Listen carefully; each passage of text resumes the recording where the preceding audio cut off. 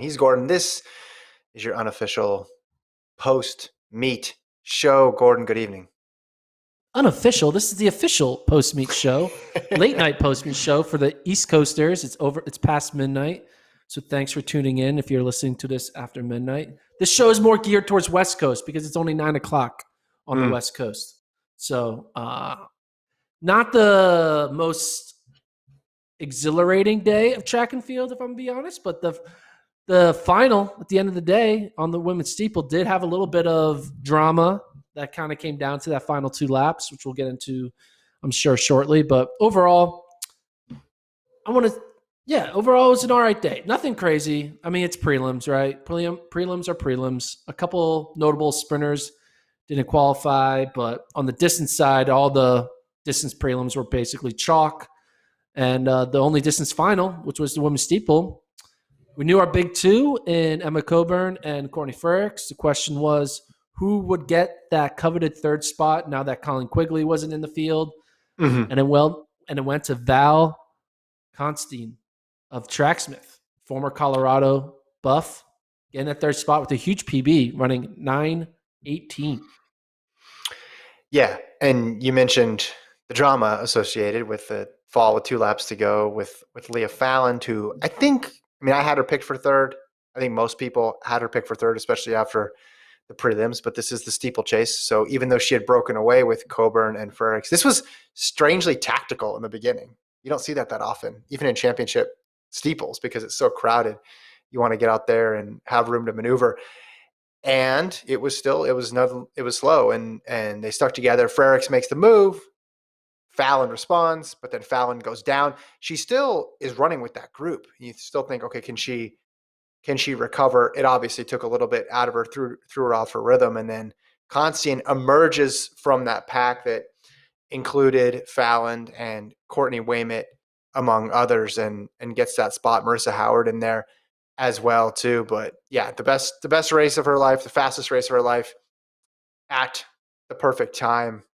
That's what the Olympic trials are all about. Coburn goes 9:09, Frerichs 9:11, and Konstein at 9:18. Yeah. I mean, that fall that Fallon had, she looked good up there with the big 2. You thought, like, maybe should she kind of stay back and try to just win that race for 3rd, but she was going for it up front. And that fall, man, even though she was able to gather herself and get right back into it, with 2 laps to go, all that energy that kind of gets sucked out of you after a fall like that, it's kind of hard to come back from. And clearly she used up that energy just to recoup herself, get in the mix for one more lap, but then she just didn't have it in the final 300, final 200. And but still, hey, she put herself in it. This is a steeple, man. So many crazy things happen. People falling on final barriers. We see people who are about to make a team, and then that last barrier they fall. So that's what steeple is. It's just wild. There's different flavors of falling in the steeplechase. There's kind of what happened when, if it happens earlier in the race, like what happened when Frerichs went down, you can recover and you have time to do it. Then there's the falling in the water pit over the last, or on the last hurdle, which just ends the race entirely.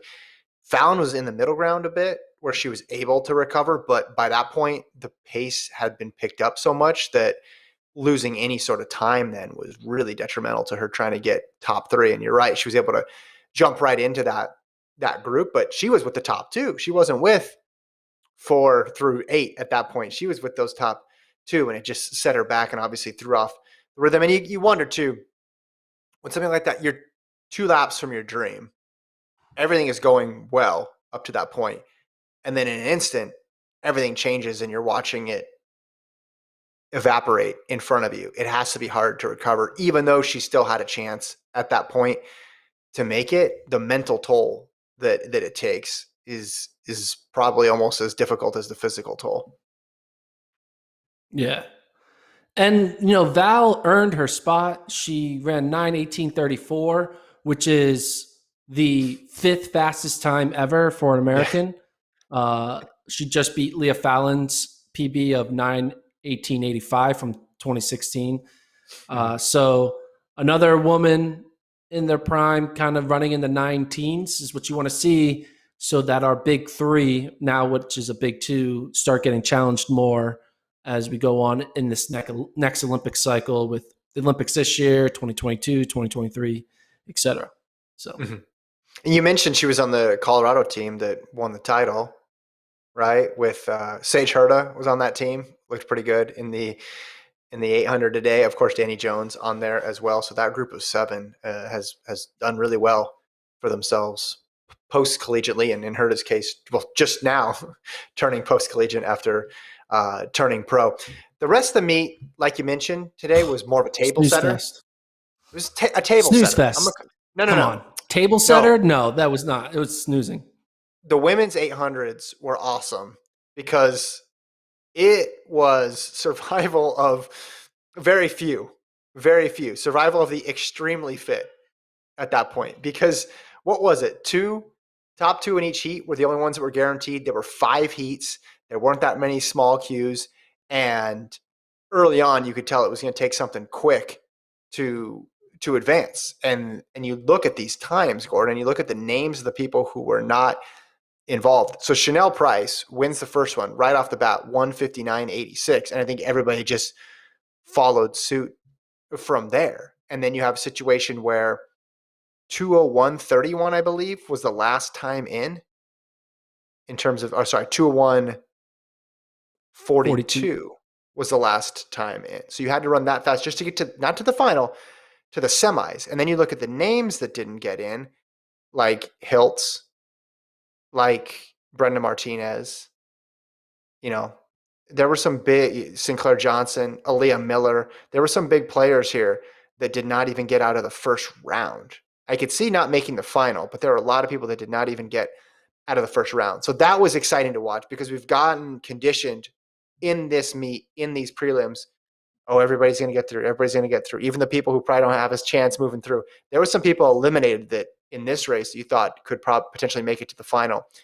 But I want to ask you this question. Who do you think looked the best? Because yes, some big names went out, but we still saw Ajay Wilson advance, Athing Mu advanced, Raven Rogers advanced, Hannah Green, Kate Grace, Sabrina Sutherland, Price, I mentioned her earlier.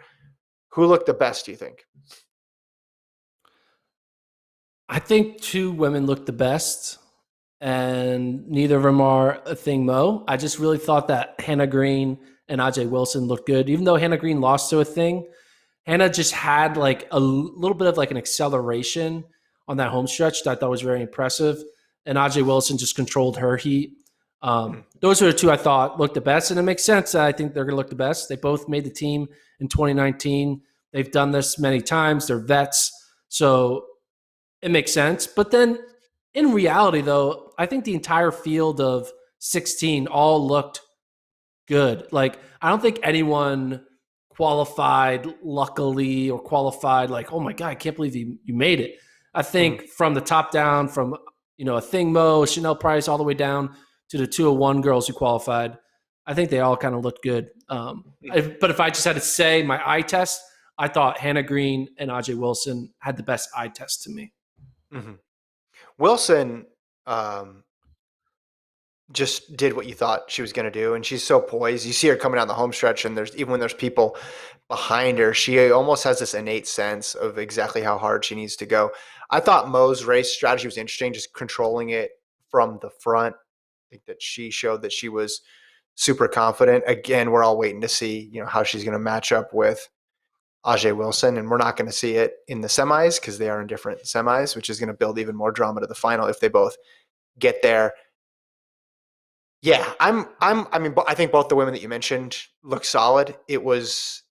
They all were honest efforts here. It didn't seem like there was any fluky instances of anybody having a bad day because of something weird happening.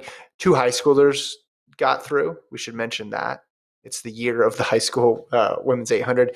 Roisin Willis and Whitaker got through. Juliet Whitaker both advanced through to the semi. So I think this sets up for a really, really compelling semifinal. And as expected, you're going to have an 8-person final. I've said this before. And you're going to feel good about Athing Mu and Ajay Wilson, and then I think the rest of the field is at least going to have a decent shot at making the team. I don't think there's going to be anybody in the final who you give no chance to, because I think everybody is going to, just to get through, is going to be in that 158, 159 range. And you got to figure if things break right, they'll be able to advance. I'm just going to save talking about this race until after the next round because, yeah, nothing happened. We just saw a start list is what we saw. Hey, I got excited about the start list. Too flat. You got a little too excited. I didn't know how you were able to fill like 3.5 minutes of talk of a bunch of the top runners running too flat. So you did a good job. I mean, good people went out. Good people went out. Not really, though. Not really. Come on. Some good people went out. Sinclair Johnson's a 1,500 meter runner. Clearly, Brendan Martinez wasn't in shape. Like, there wasn't anyone that was actually good that got like, oh my God, I can't believe you got out leaned and now you're not going. I think you're trying to turn this into something bigger than it is because we needed more in this meet, and this was the most sexiest thing we had when compared to all the other stuff. So you're turning. I'm just being real, man. This will be good tomorrow. Tomorrow, this race will be good because we will see actually good runners get eliminated who prove that they're fit because they ran too flat today. So I'm excited for tomorrow. There's people who ran too flat though that didn't get through. That's my point. Like Brendan Martinez ran 159.8 this year. Sinclair Johnson ran 159.9 this year. They're fast runners that did not advance. I know some, but just because law of averages, some of them weren't going to go through. And you could have told me, hey, they're probably not going to make the final. But we're talking about the semis. They didn't even make the semis. Again, Aaliyah Miller, too flat. There's a lot of good people here who aren't going through. I just think it shows the depth right now of U.S. women's 800-meter running, how good it is top to bottom. So you can spin it the way of it's boring, but I think it's crazy that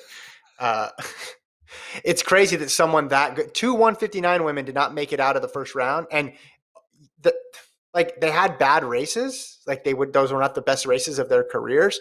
But it also took 201 to get through. It wasn't a situation that we saw with the men's 5K where like 3 people didn't get to advance. It was tough to get through, and it cut out really good people.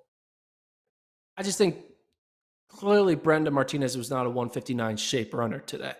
And I think she hadn't run since May, and now it makes sense. So and Sinclair Johnson, we saw what she did in the 1500, so it made sense, the performances.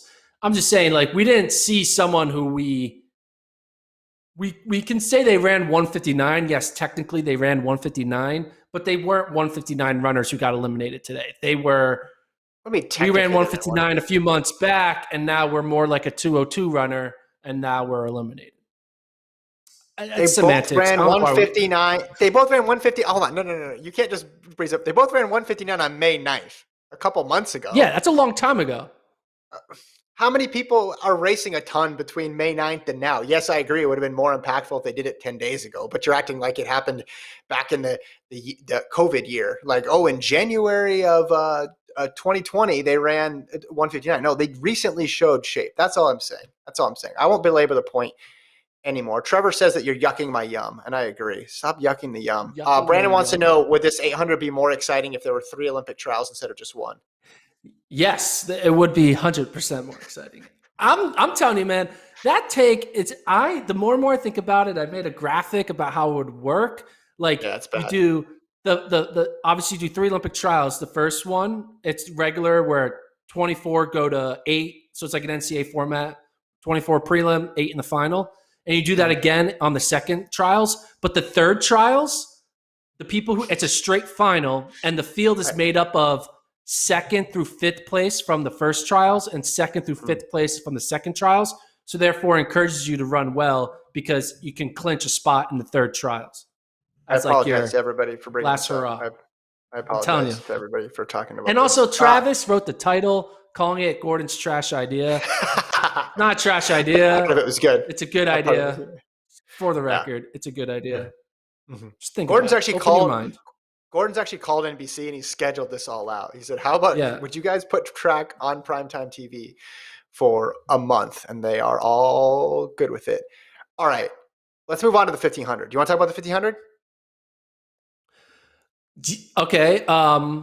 We had 30 guys, and actually really was only 29 guys because Brandon Kidder You should scratched. like this. And we you went should from like this because you 29 don't to like 24. people getting eliminated. You didn't like the women's 800 because you don't like people getting eliminated. So you should love this. This was another formality. This was what's wrong with this is why we need 3 different trials. Stop. Get off that point. Stop.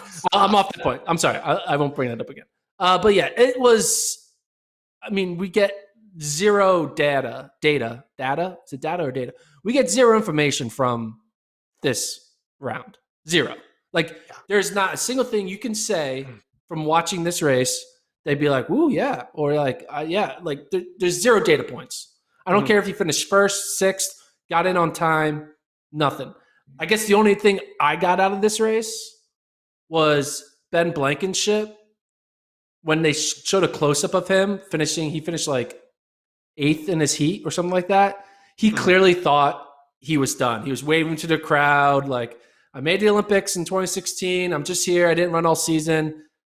And then he actually qualified. He clearly did not think he qualified. He was like jogging it in. But because he just happened to be in a fast heat, he qualified. I thought that was the funniest moment when Ben Blankenship accidentally extended his season 1 extra race. I thought that was funny. I got out of it that Hobbs Kessler has a little tactical acumen in him.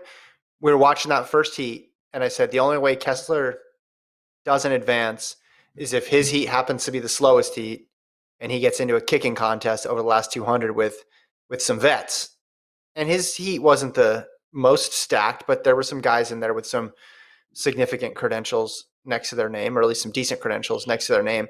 And he showed that he could kick just fine with all of them. He made a pretty direct move to get outside in that last 100. And once he got outside, he was free and clear and looked really strong. I still think making the finals is a solid goal for him, but I thought, I don't know how this guy's going to react to being in a tactical race. He hasn't had a race like this before, let alone the pressure of the Olympic trials, just rounds and tactics at a meet with this level of depth. He hasn't done it before. So I thought he gets an A from me for getting through this first round free and clear, and winning it was the cherry on top, but just advancing and looking in control is a really good sign for Hobbs Kessler going into the semifinals.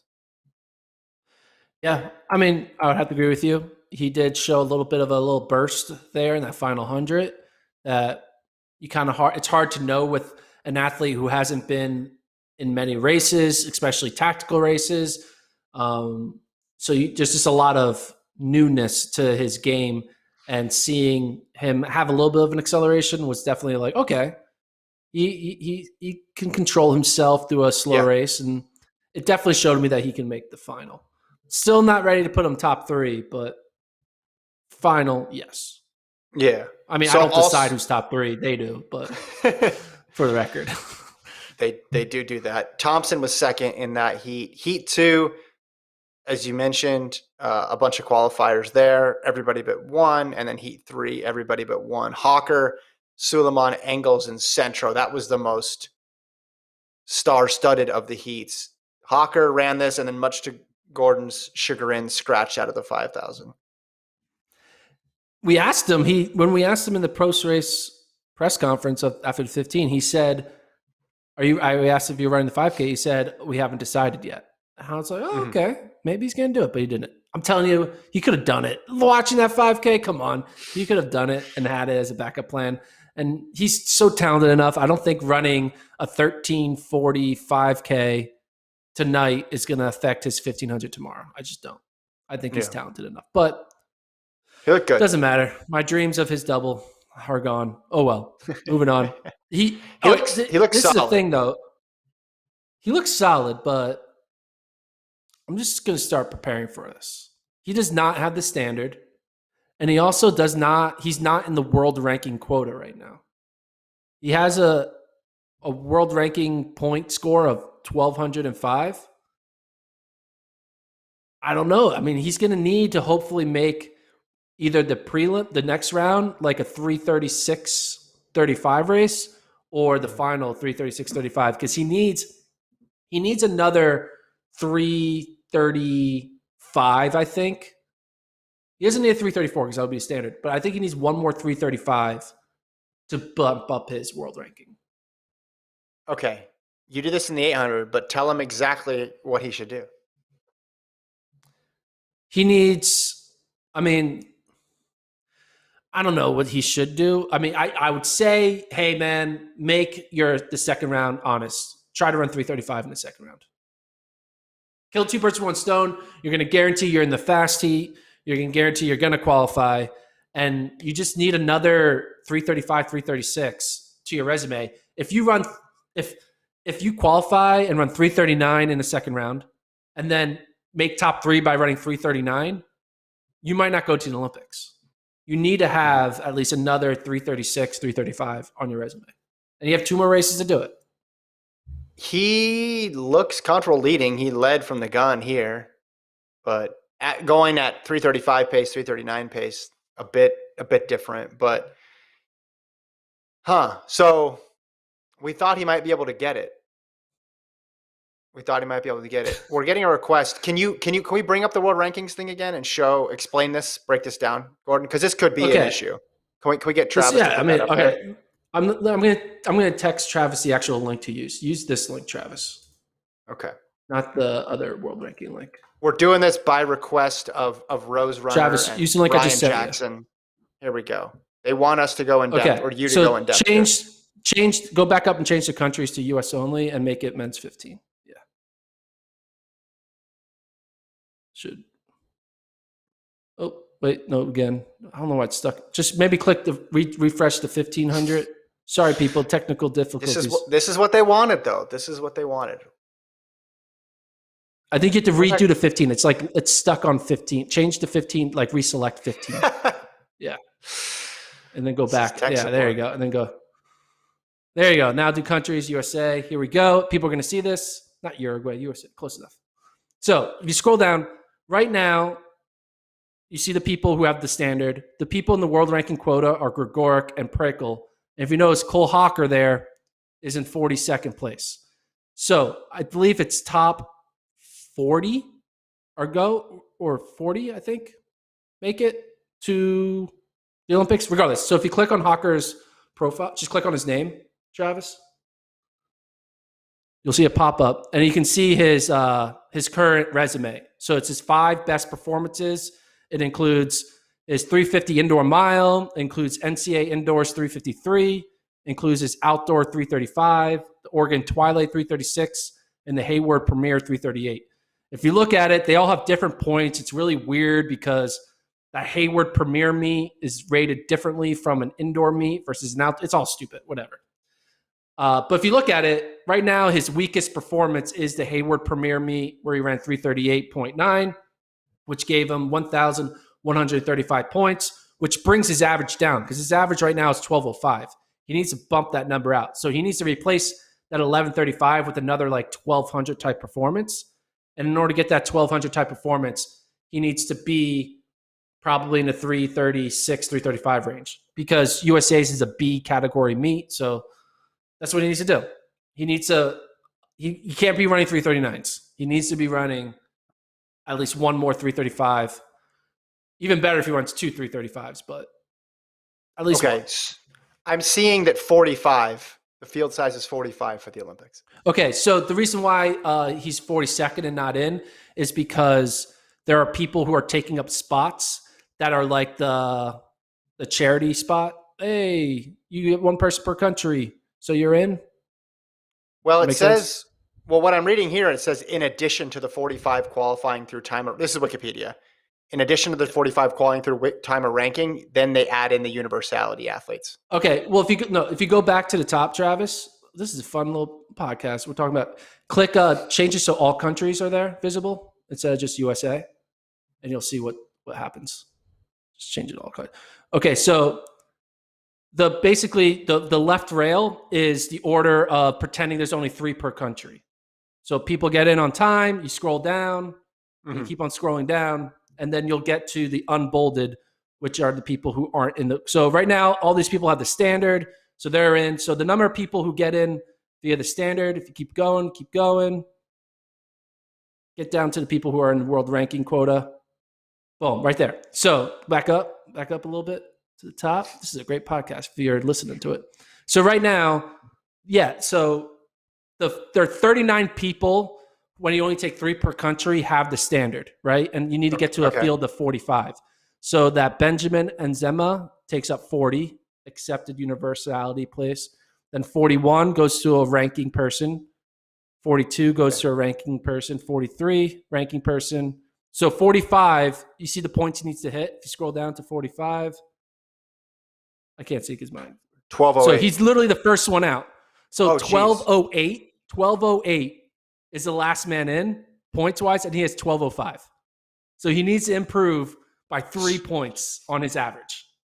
He's the first one out. So Charles Grethen has the so makes sense? Okay, so we could assume that his performances would bump him up in the trials if he gets top 3?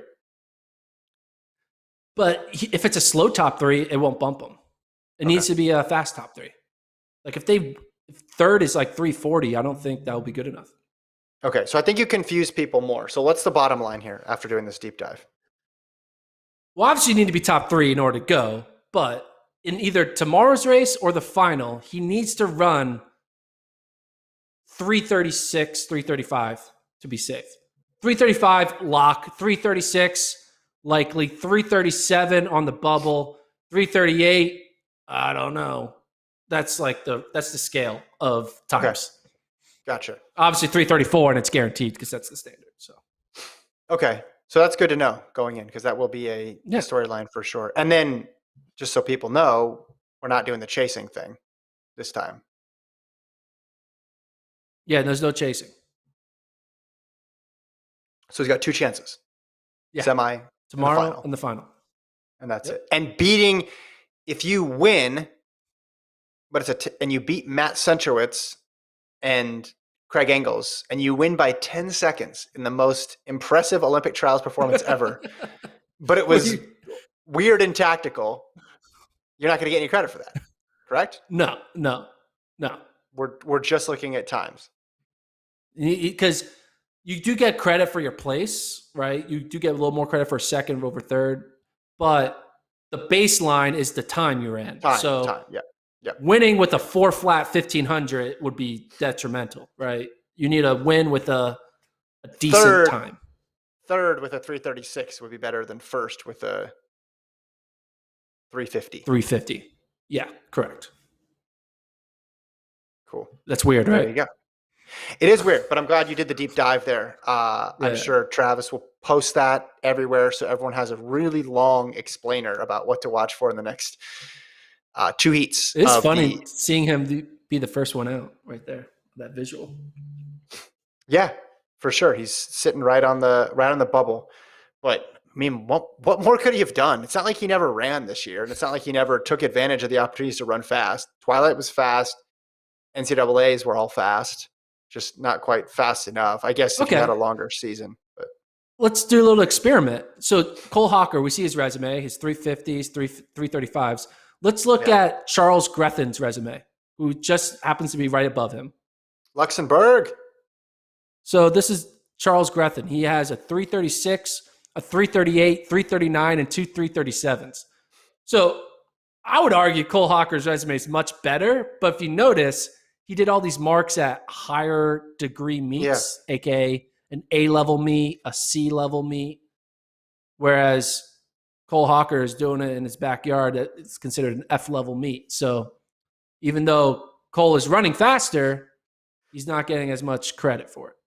Yeah. I mean, to be fair, Hawker won NCAAs, but Mr. Grethen got second at the Internationals Flingen Sportfest Boongartenstadion in Reelingen.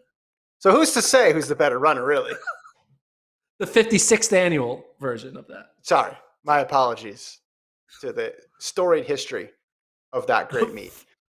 Okay, and a little history lesson here, too, for the young people out there. World rankings, they're new. If this was the old way, it would be standard or nothing. So then Hawker would go in knowing in the next 2 rounds he needs to run that time, break that 3:35, or he's not going, and it would go to the next fastest or the highest placer with the standard. That's what it would go to. So if in 4th place it was Josh Thompson, then Josh Thompson would get to go. Or if there was nobody there until 7th or 8th place, it would go to that finisher. That's how it used to be done. And every Olympic trials, it seemed like there would be some sort of standard issue with the men's 1500, and they'd always say they were going to run fast, and they never would. Now, Hawker, different type of dude. I feel like Hawker would go out and do it. And we've seen, obviously, prelim time is PR time this year for Nagus and others. So we've seen people go real big in the prelims. I think he would have the capability to actually get it done. And if he did, I'd send him one of my shirts that I'm now selling for limited time only at the FloTrack podcast store. You can see it right there. That's actually me in Doha at the 2019 World Championships, back when we were actually at meet scored. Can we put that up? Alon, you got to put up my shirt, man. You got to let the people say, there we go. There it is. Should we change it from prelim time is PR time to prelim time is update your world ranking time? Yeah, exactly. It doesn't flow off the tongue as well. Yeah. Okay. Let's move on to another event. We covered the 1500. We'll go back to Kessler in a little bit to talk about him going pro. Men's 5,000, I feel like there's not really much to say. You mentioned only 6 guys have the standard in the final. Chalimo, Board, Kincaid, Fisher, Cheer, and Jenkins. Everybody got through. They rarely qualify, or they barely eliminate anybody. The sentimental favorites seem to be Garrett Heath. You're making a lot of age jokes, which really hit home for me because I'm older than Garrett Heath, so I did not appreciate that. But he gets through on time. But they did not cut out that many people. So we have a final where 6 guys have the standard. Was this the first time that Casey Klinger has beaten Connor Metz? I don't know. And I think that's an interesting takeaway from this meet and this event to go with that. I want to talk about Garrett Heath. Apparently he found out 2 days ago, according to McFleet, that he got into the trials. So that's pretty cool. Made the final. I think it's going to be tough sledding for him in that final. Have your picks changed at all? You probably feel pretty good about Tier. He had a little trip up there, but he's unflappable. Unflappable. Yeah, my picks feel good. Manuel Bohr looked good, but Chalimo looked controlled. Kincaid and Fisher are definitely going to be in the mix. I could easily see it become, Chalimo, Kincaid, and Fisher, and then Cooper Tier's like the 4th man out. But hey, if one of the Bowerman guys, has an off day, I could see Cooper Tier getting into that top 3, which would be pretty wild for him to make his first Olympic team in college. Pretty crazy. I don't want to go down the standard road again, but does anybody have a chance on world rankings outside of those 6, or is this really just about these 6? What's Nico Young's world ranking? Just kidding. Don't look it up. Do not look it up. I don't want to. So Hassan Mead is in the world ranking quota. Okay. So that's good for him. Okay. And he looked pretty good. We haven't seen Hassan. Surprisingly. Yeah, we have not seen him in a while. Nico Young looked good. I mean, we didn't make the prelims, didn't make out of the prelims in the NCAA meet, but made it out in the Olympic trials. 13:36 for him. His close looked pretty good. 56.6 in that heat. In there with Paul Chalimo. Probably a great experience for him, mixing it up. And now he's in a Olympic trials final. It's just weird when you see the college kids not make NCAA finals and then make it to Olympic trials finals. It's weird, and every situation is so different that you can't say, oh, it's because of this or because of that. But it's just strange how it works out. So a good ending to, if this is the end of Young's season, it's good ending. Good to end on a positive note instead of getting knocked out earlier than he thought. I mean, there are nine of the 16 5K finalists are in college. Really? Oh, Ratcliffe, Beatlescombe, Brandt. Yeah, Klinger, Mance, Shanklin. tier. Herrera. None of the college got there. kids, all the college kids qualified.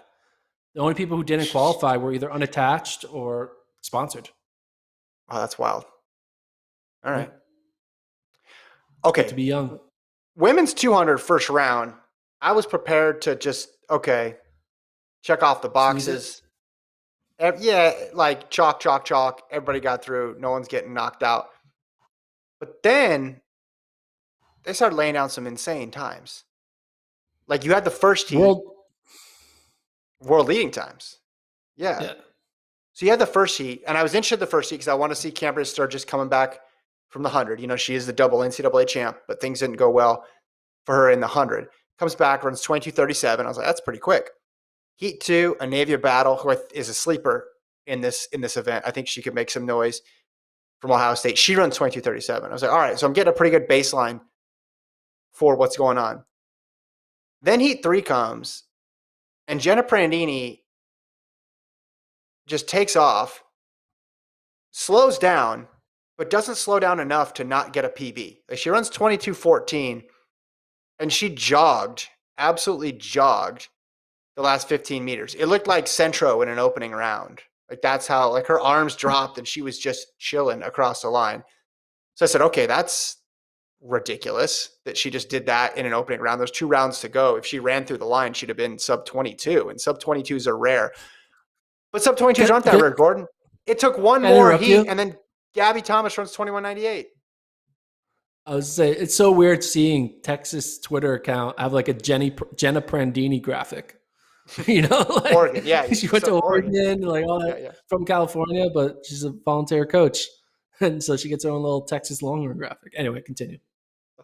No, that was totally worth breaking up what I was talking about. So Gabby Thomas then goes sub 22, and sub 22 is always that marker in the women's 200 that divides the good from the great, and she gets a PB. Now, it looked like she ran more through the line, but I doubt she was going all the way full throttle. So she drops her personal best, Thomas does, from 22:17 down to 21:98. As you mentioned, the world lead. Allison Felix also advanced. So we have a very interesting women's 200 coming up, because you had Thomas and Prandini do really well in the 100 but didn't qualify. They look really solid there. I want to see what's happening with the collegians there. It's Sturgis and Battle.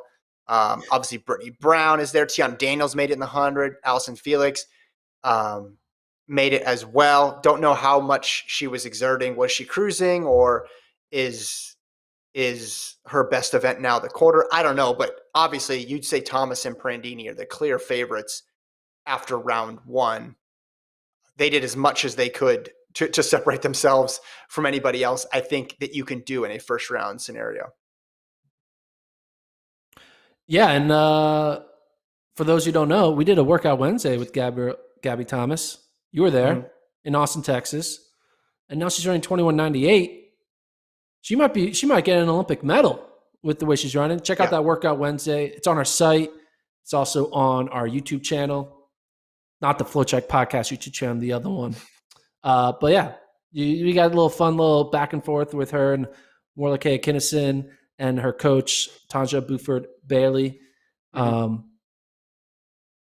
mean, 21:98 is what is definitely medal contender, not even contender, medal like favorite. If you're running sub 22, you are a medal favorite. Yeah, because everything goes crazy in the 200. Men or women, doesn't matter. Things go haywire. Did we put this tweet up yet? Because it's always good to check in. Michael Johnson's been tweeting a lot. So let's see what he has to say about this.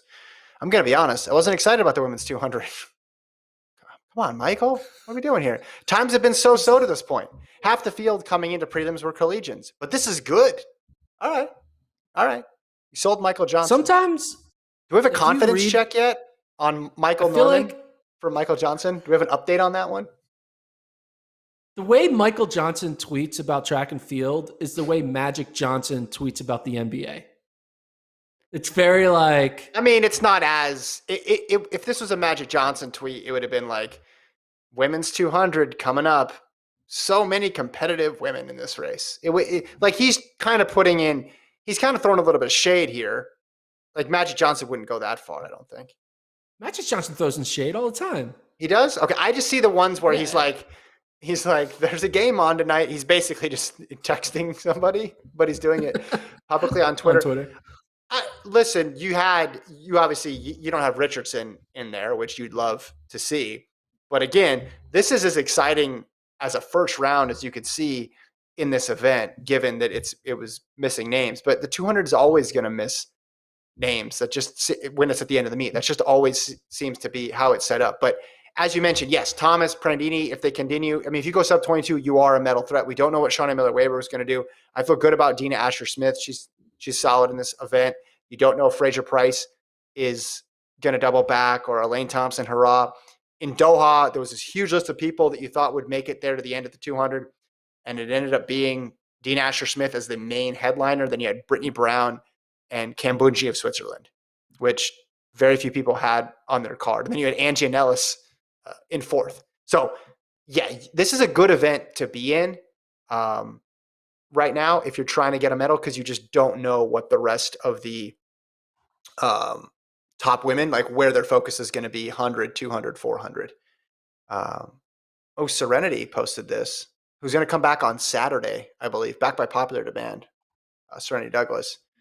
Tiana Daniels, 200, Flannel, 200, Prandini, 200, Davis in the long jump, Saunders in the long jump, Davis, that's Jamaica in the 100, and then Brockman, the third in the 400 meter hurdles. So getting a lot of athletes through. We saw Oregon getting a lot of athletes through as well. 400 meter hurdles for the men, unpredictable. We had some favorites go out, Gordon. Probably two of the top, what would you say, 5? Had issues and would not advance. You could argue 3 of the top 8. You know, Quincy fell there. A little video of him. He clipped the hurdle of Aldrich Bailey. We can show it. We'll get Elon to put it up on the screen momentarily. There it is. So if we watch it back, this was on, I think, the 8th hurdle.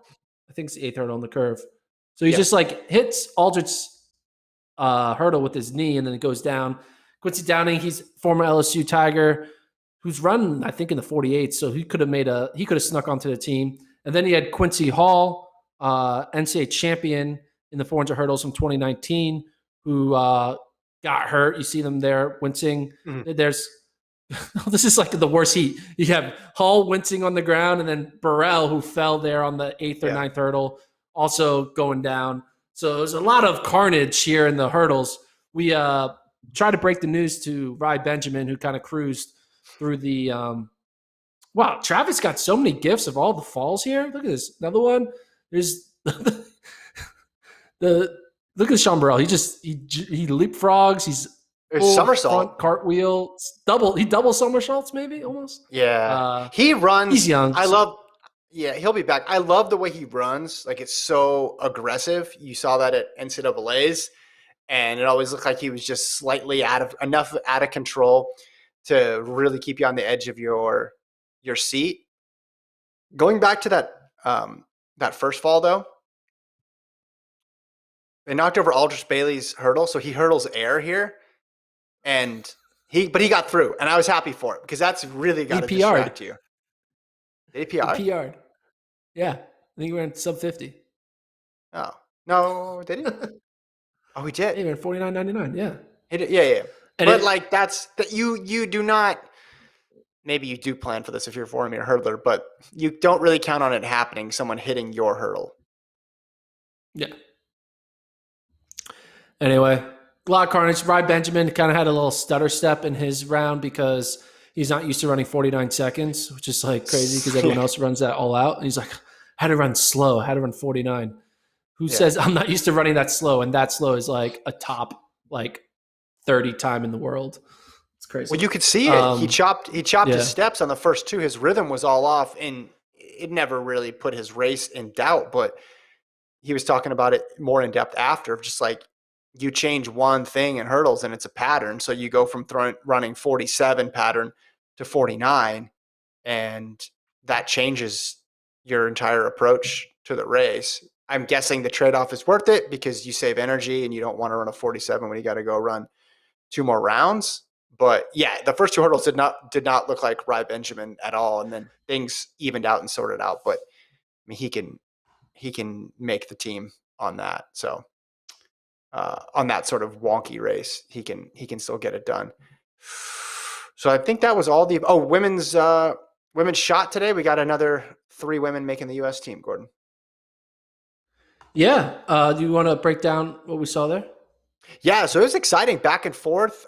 Raven Saunders broke the meet record, which was, I mean, a big PB for her. She throws 1996, and then in the 4th round, that was in the 3rd round. 4th round, Jessica Ramsey comes back 20.12, huge PB, and breaks the record as well, the meet record.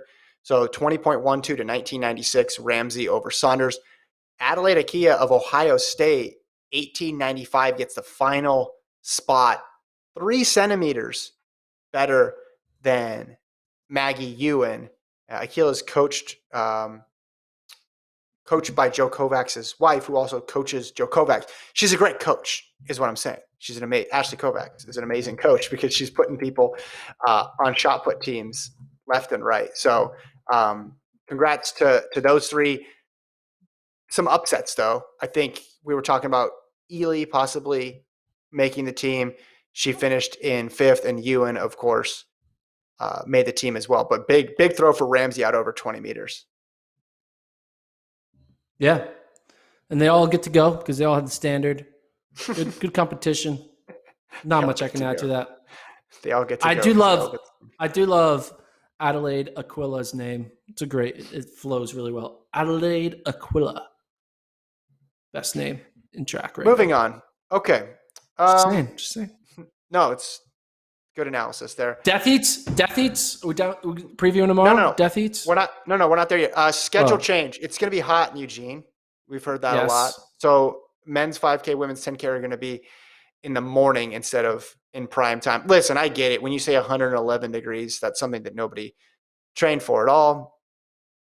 But it's a bummer that they're not going to get to race in prime time. And I know people will be able to watch it and find it, and they'll probably re-show the race in prime time, but loses a little bit of the magic there. I think it's the right decision given how hot it's supposed to be. But it's just going to be weird. Women's 10,000 will be at 10 a.m. local, and then men's 5,000 the same time on Sunday. Yeah. I guess before we talk about tomorrow's Death Heats, a couple news things happened, right? Hobbs Kessler going pro.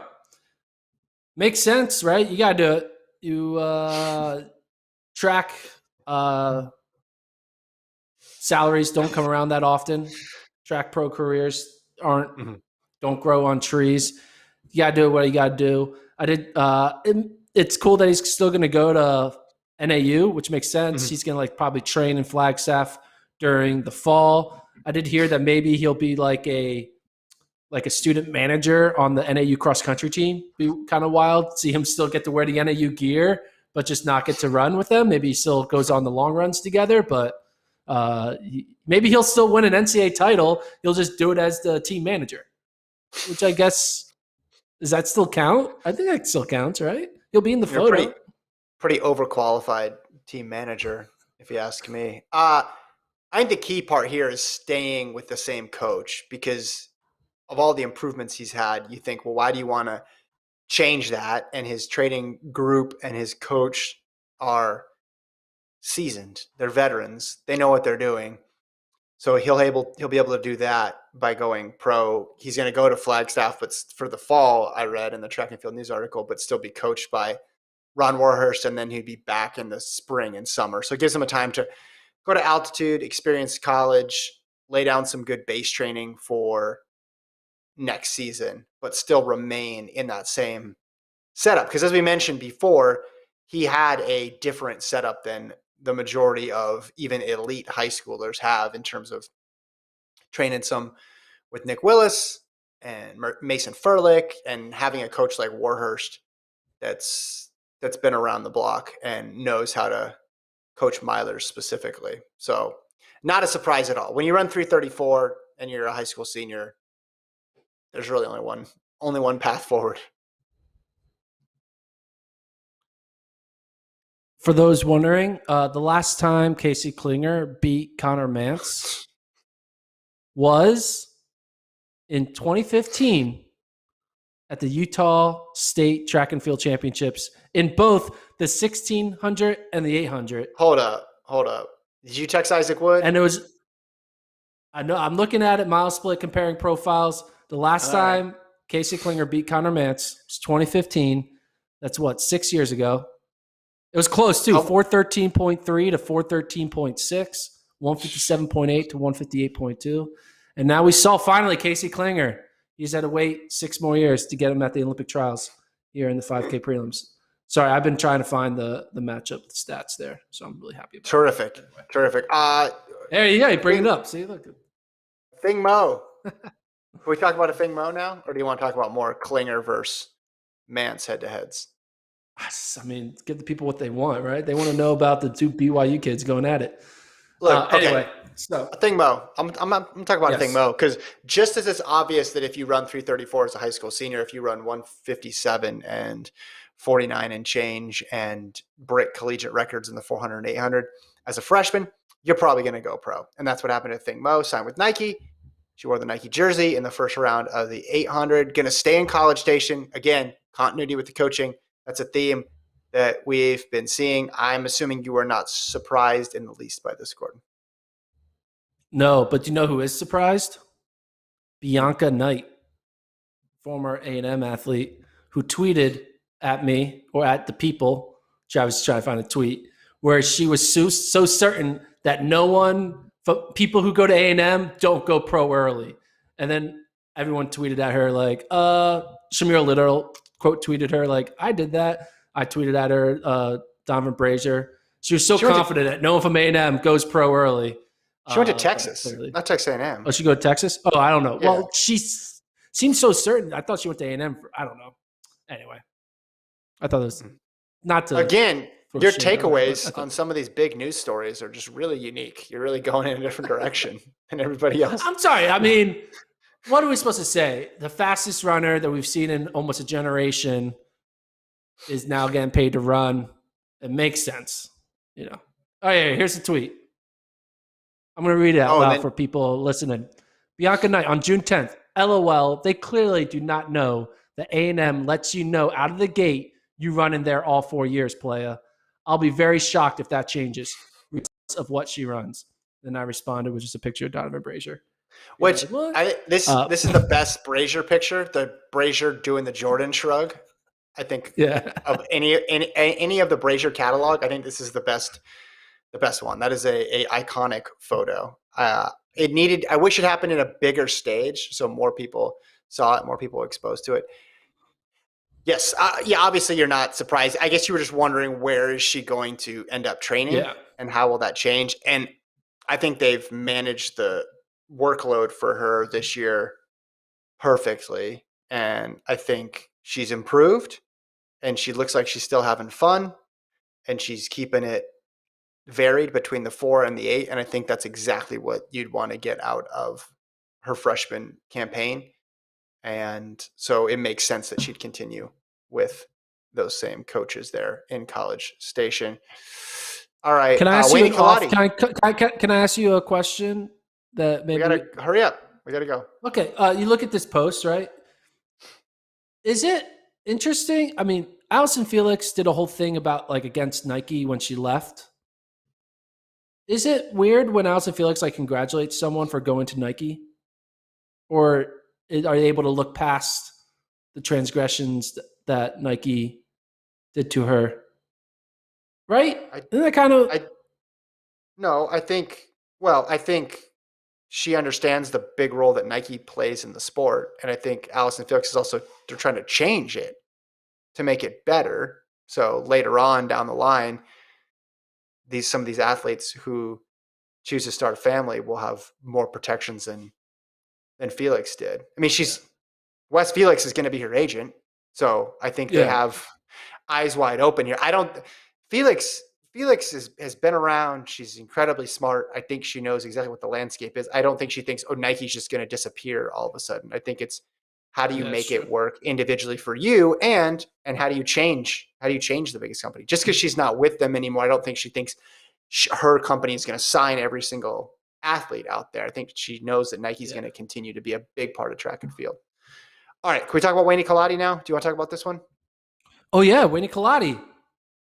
She might make the team. Why not? What do you think? All right, for those who don't know, she's now American. She's been trying to get her citizenship. She got the citizenship. For those who don't know the story, she has an interesting story. She came to America when she ran away after she basically fled the world junior championships in Eugene. She came here with her team, with her country, and then she just didn't get back on the plane. And then she went to school in Virginia as just, as a fleeing, what do you call it when you flee? A refugee type situation, where she was going to school in Virginia. Then she goes to New Mexico, trains under Joe Franklin. Now she got a pro deal. She's still able to train in the U.S. under the pro deal. And now she got American citizenship. It's like a crazy story, and it's all centered around running, which is what's wild about it. Like, running brought her to America. Running is what able for her to kind of go from just a refugee to now develop status, run fast enough to get recruited to Division I school, to get a name for yourself, to be able to run well enough to get a pro contract that then ultimately leads to you be able to run professionally and potentially represent the country internationally in that sport. Like, running basically is defined her life status in a weird way. It brought her to the country, and now running is what's going to make her become a U.S. citizen. It's just wild. Mm-hmm. It's pretty cool. So, it's a great story. Yeah, we obviously know her very well because she competed in college and was so good for all those years. Yeah. And for all this, I'm curious just to see the interview with her after all this happening seemingly at the last minute here. Has got to be a lot to handle. Now, in terms of the running part of it, can she make the team? Absolutely. She can make the team because, and for all the reasons that you mentioned there, what a story it would be. We talked about the women coming back from the 5,000. Of course, they're going to be a factor. You have to count for people like Emily Sisson in there as well, Emily Enfeld, but she could do it. She could 100% make this team. We've seen her run some good races since she's gone pro. So there's a chance. I'm interested to see how the pure 10K people do as compared to the 5-10 folks. Are you ready for projecting thoughts that I have? I don't know how to explain what I'm thinking. Imagine a scenario. Carissa Schweizer, Elise Cranny, both finish in the top 3. Maybe they go 1-2. But Emily Infeld finishes 5th. Mm-hmm. Could you see them purposely both scratching to get their teammate onto the Olympic team? Because they obviously have the 5K. Man, you love this question. The intentional scratch. But it's double intentional because they need to get 2 scratches to get all the way down to the 5th place runner. It's not just 1 scratch for 4th place. It's 2 to get to 5th place. Like, I think it would be tough before you've seen the start lists. Because we just had these Ethiopian trials where you didn't see anybody doubling, but they obviously reserve the right to change that, and those things aren't set in stone. You don't know what Sifan Hassan is going to do.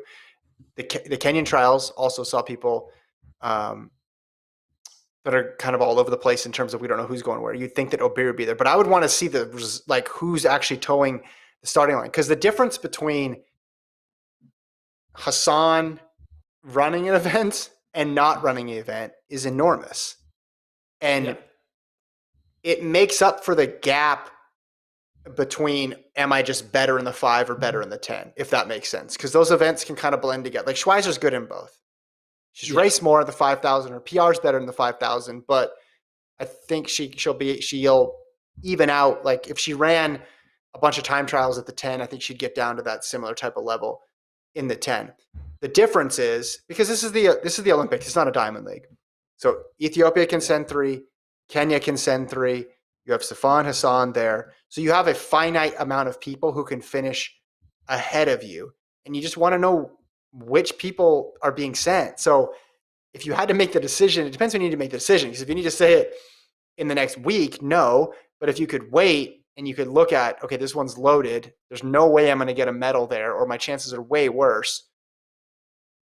Then you'd want to avoid that race. But the weird thing is, like, Gade has, 28:01, right? And then you have in the 29:01. 29:01. Excuse me. Well, she'll probably run 28 soon too. But like Sagai is third there with a 29:39. But they said they're not going to double anybody. And she's also run ridiculously fast in the 5 as well. So are they actually not going to double anybody? But yeah, like you look at the yearly list, right? Ethiopia, then Safan Hassan for the Netherlands, and Sagai, then someone from Bahrain, but then Ethiopia, and then Kenya, until you get down to Elise Cranny. So it's really going to be, you could probably say 8 people plus the U.S., right? So basically, if you beat all the non-contender type, Kenyans, Ethiopians, and then Hassan, plus you leave a space for one other person, you'd finish 9th. So long way to say, I don't think so, unless you can wait a little bit to know who's running what. I just want, someone to scratch the 5K so we can get Abby Cooper on the team. Yeah. Get a little story. It'll be fun. After coming back from her injury and then running the time trial in the prelim and then getting 4th. That'll be wild. I mean, she needed someone to scratch. She needed a Bowerman Track Club athlete to scratch in 2016 for her to go to the 5K. It was Emily Enfield scratching in the 5K that got her onto the Olympic team. So maybe another Bowerman athlete does the same thing.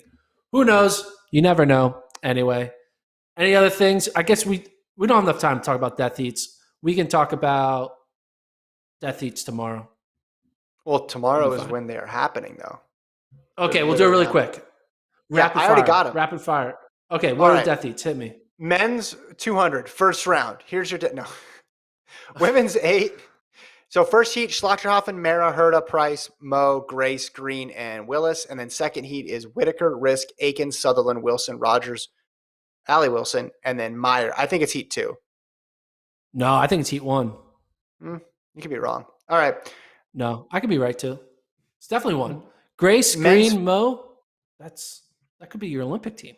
I think Sutherland, Wilson, Rogers, and then you got, I don't know, Aikens looked pretty poised today. Meyer's got the hot hand with the NCAA championship. So what is it? 3 plus 2. So I guess if you were to pick, who are the best 3 in that first heat? You'd say Mo, Grace, and Green? Or no, Price. Yeah. No, I'd say Mo, Grace, and Green. I mean, Price had the fastest qualifying time, 1:59. I guess if you're going on PBs, though. So you'd think it would be those 3, and then Price would get in on time, and then one other person. Yeah, so for my heat, it would be Wilson, Rogers, Sutherland. Maybe you're right. I changed my mind. Okay, men's 1,500. Boom. Team Gordon. Heat 1. 1,500. Heat 1. This one, Angles. This is crazy. I mean, it's clearly heat 2. It's heat 2. Yeah. Heat 2 has okay. Hawker, Thompson, Centro, Kessler, Wynn, Prakel. It's heat 2. Yeah.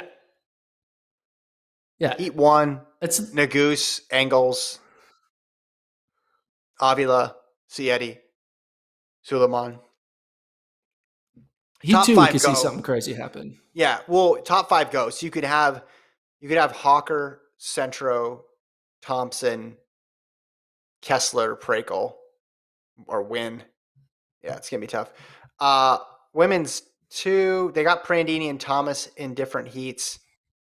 I think I'll go heat 1 though. Irby and Nellis, Bryant, Prandini, Sturgis, Flannel, Akinison, and Felix. Just a lot of people with good resumes in that first heat. And then heat 2, as I mentioned, has got Thomas and Battle in there, along with Brittany Brown. Cornera Hayes in there too.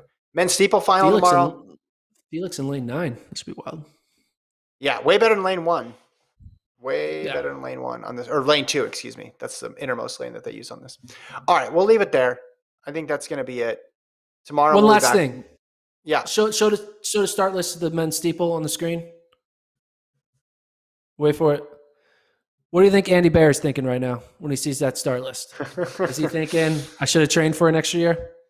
I think he's thinking that things just like the timing was just really, really strange this year, right?